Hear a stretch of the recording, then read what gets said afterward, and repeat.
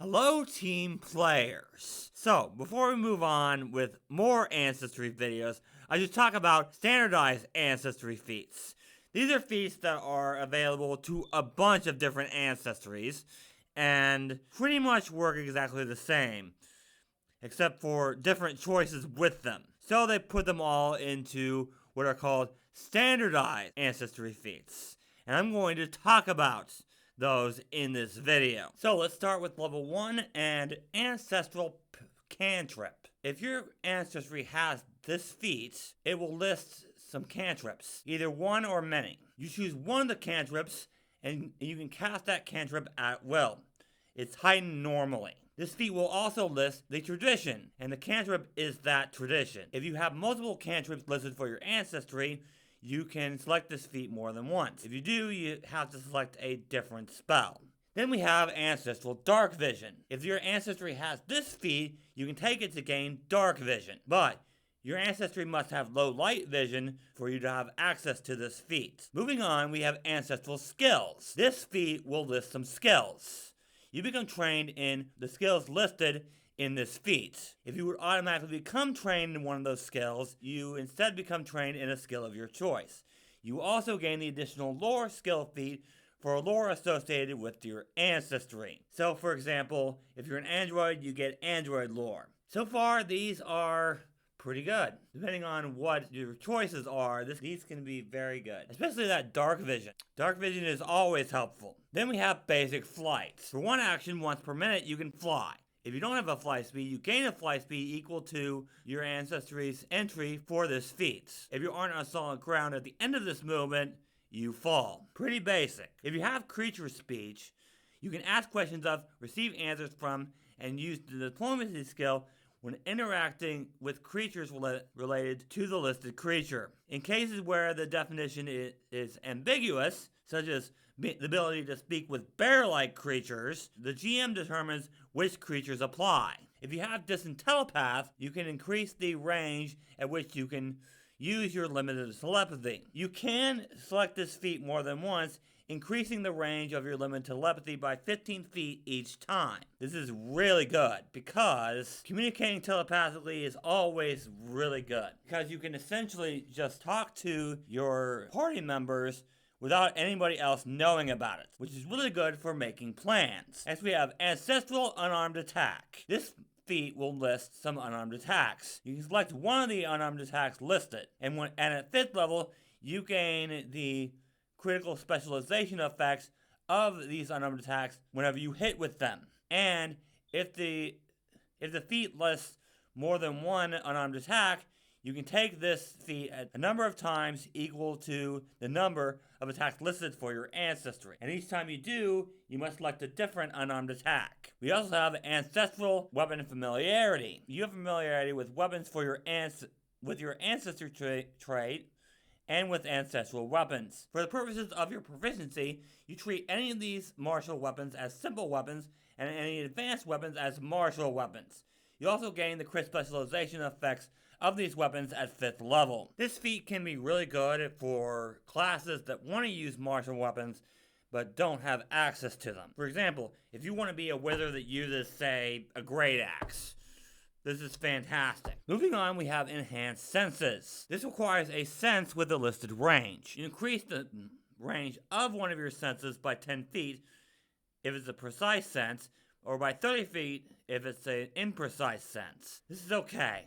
I mean, it really depends on what type of sense it is. Next we have Internal Compartment. You can hide a small object of light bulb inside a hollow cavity in one of your forearms. It takes 3 interact actions to store an object in this way. You gain a circumstance bonus to the DCs of checks for others to seek or steal objects stored inside your arm. If you store a weapon in your arm, you can use a single action to interact to draw the weapon into the hand corresponding to your internal cavity, then strike with the weapon. We also have Linguistic Prodigy. You gain 2 additional languages of your choice selected from among common and uncommon languages available to you. And each time you gain the multilingual feat, you gain another new language in addition to the 2 that you gain from that feat. If you want to be a guy who has a whole bunch of languages, this is definitely the one you want to take. but you do have to be trained in society to take it. With Swimming Specialist, you gain a swim speed equal to your Ancestry's swim speed entry. If you want to swim, this is what you want to take. Basic. And then finally for level 1, we have Unconventional Weaponry. Choose an uncommon, simple, or martial weapon with a trait corresponding to an ancestry, or that is common to another culture. For the purposes of proficiency, you treat that martial weapon as a simple weapon. If you train in martial weapons or guns, you can choose an advanced weapon. You gain access to that weapon, and for the purposes of proficiency, that weapon is a martial weapon. Another way to get a weapon that you otherwise wouldn't have access to. Fantastic. At level 5, we have Ancestral Magic. This allows you to choose one first-rank spell from your Ancestry's magic entry. You can cast that spell as an innate spell once per day. If this is your 9th level Ancestry feat, you can choose a 3rd rank or lower spell. If it's your 13th level Ancestry feat, choose a 5th rank or lower spell. And if it's 17th level Ancestry feat, choose a 7th rank or lower spell. If you have multiple spells listed for your Ancestry, you can choose this feat more than once.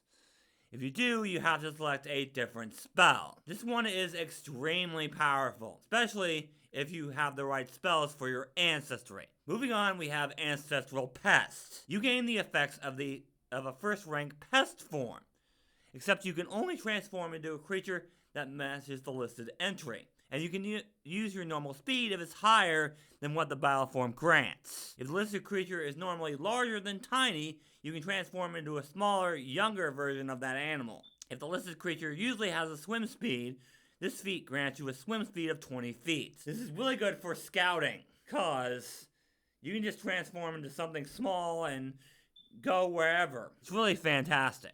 And then there's Mount. To take this feat, you must be large size or larger. You can serve as a mount for your trusted allies. When another PC rides you as a mount, your coordination allows them to gain 3 actions at the start of their turn, rather than the 2 they would normally for riding another PC. You, however, only gain 2 actions at the start of your turn instead of 3, because you have to spend your 3rd action keeping your ally balanced to ensure that they are firmly mounted. We also have Climbing Specialist. With this feat, you gain climb speed equal to your Ancestry climb speed entry. It can be very effective. We also have Double Draw. You need 3 or more hands to take this feat. You interact to draw, stow, or swap items you have up to twice. Effectively, you can pull out 2 weapons at the same time, which is fantastic. We also have Prehensile Limbs. This can be paired with another hand when you detonate your active hands, and you can wield a shield or weapon with a prehensile limb when it's one of your active hands. There's also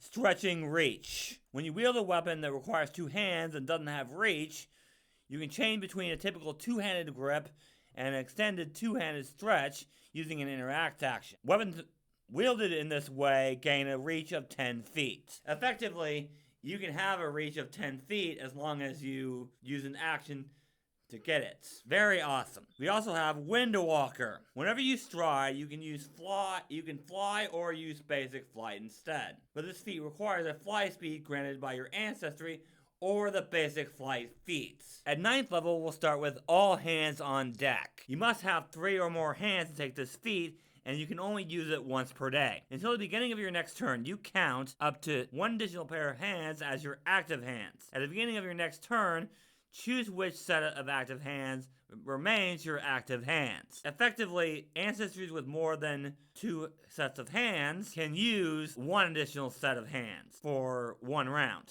which can be very good for using consumables. I highly recommend this feat. Moving on, we have Ancestral Resistance.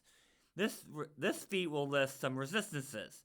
You gain resistance to the damage types listed in that entry, equal to half your level. And if you have multiple damage types listed, you can take this feat multiple times, but you need to select a different damage type each time. Fantastic feat, especially if you have the right resistances. Moving on, it's Burrowing Specialist.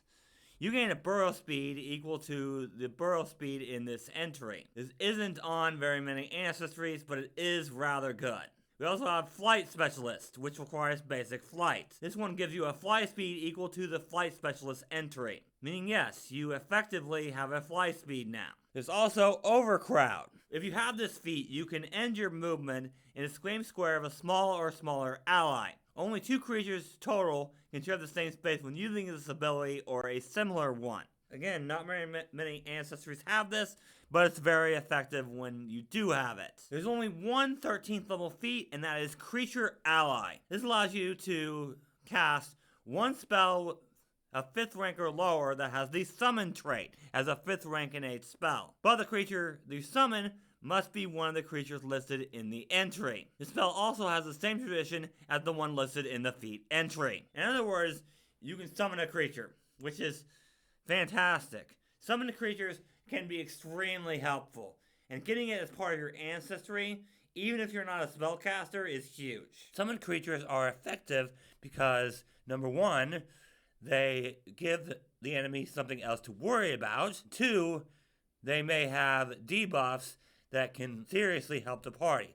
They also make great flanking partners. And finally, for level 17, we have Creature Shape. When you gain this feat, choose a polymorph spell with a battle form that matches your ancestry's creature entry. You can cast that spell as an 8th rank innate spell once per day, except you must transform into a battle form that matches your ancestral creature. You use your normal AC if it's higher than what is granted in the battle form. If your ancestral creature isn't among the forms listed, you default to the statistics and abilities of the battle form that is closest to the creature at your GM's discretion. If you have the Ancestral Pest feat, you can choose to gain the effects of a 4th level pest form as well. So effectively, you can transform into some kind of creature, usually close to what your ancestry is. Taking a battle form is great because it means you can protect your allies even if your class isn't exactly designed to do that normally. And getting it as part of your ancestry is huge, because even if you can't cast spells, you can still cast this spell, because it's part of your ancestry, not your class. If you guys enjoyed this video, you may like these other videos that I did on Starfinder Ancestries. And make sure you check out the polls so that you can tell me what ancestry I should cover next. Thank you guys so much for watching, and remember, teamwork is vital. It helps us solve problems.